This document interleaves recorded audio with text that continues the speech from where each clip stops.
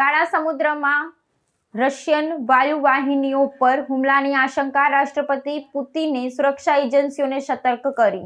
રશિયાના રાષ્ટ્રપતિએ સત્તાવાર સંબોધન દરમિયાન જણાવ્યું હતું કે કાળા સમુદ્રના પેટાળમાં બિછાવવામાં આવેલી કુદરતી વાયુની વાહિનીઓ પર વિદેશી સંગઠનો દ્વારા તોડફોડ અથવા આક્રમણ થવાની પ્રબળ શક્યતા છે.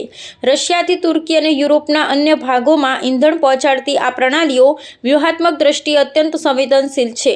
પુતિને આ પ્રકારના સંભવિત કૃત્યો પાછળ પશ્ચિમી દેશોની ગુપ્તચર સંસ્થાઓનો હાથ હોવાનો પરોક્ષ સંકેત આપતા જણાવ્યું હતું કે આંતરરાષ્ટ્રીય જળસીમામાં રશિયન હિતોને નુકસાન પહોંચાડવાના વ્યવસ્થિત પ્રયાસો થઈ રહ્યા છે. આ આશંકા પાછળનું મુખ્ય કારણ અગાઉ અન્ય દરિયાઈ માર્ગો પર થયેલા રહસ્યમય વિસ્ફોટો અને સુરક્ષા ક્ષતિઓ હોવાનું માનવામાં આવે છે. રશિયન સુરક્ષા નિષ્ણાતોના મતે, જો આ વાયુવાહિનીઓને નિશાન બનાવવામાં આવે તો તેનાથી માત્ર રશિયાની નિકાસ પર જ નહીં પરંતુ સમગ્ર વિશ્વમાં ઉર્જાના ભાવો પર વિપરીત અસર પડશે. આ નિવેદનને પગલે કાળા સમુદ્રમાં નૌકાદળનું પેટ્રોલિંગ વધારી દેવામાં આવ્યું છે અને અત્યાધુનિક દેખરેખ પ્રણાલીઓ સ્થાપિત કરવામાં આવી છે જેથી કોઈપણ જળચર હિલચાલ પર ત્વરિત નજર રાખી શકાય. વર્તમાન ભૌગોલિક રાજકીય પરિસ્થિતિને જોતા ઉર્જા પુરવઠાની સાંકળમાં કોઈપણ વિક્ષેપ વૈશ્વિક અર્થતંત્ર માટે પડકારજનક સાબિત થઈ શકે છે.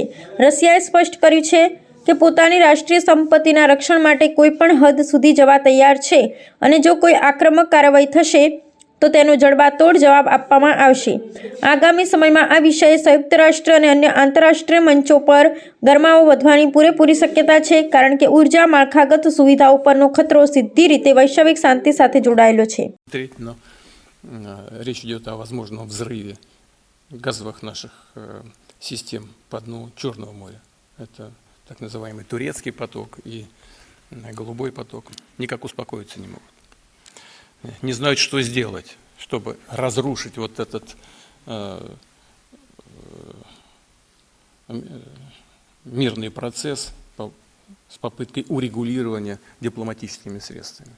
Все делают для того, чтобы совершить какую-то провокацию и сломать все, что, так аккуратно скажу, достигнуто на этом переговорном треке. Но об этом еще в закрытом режиме поговорим.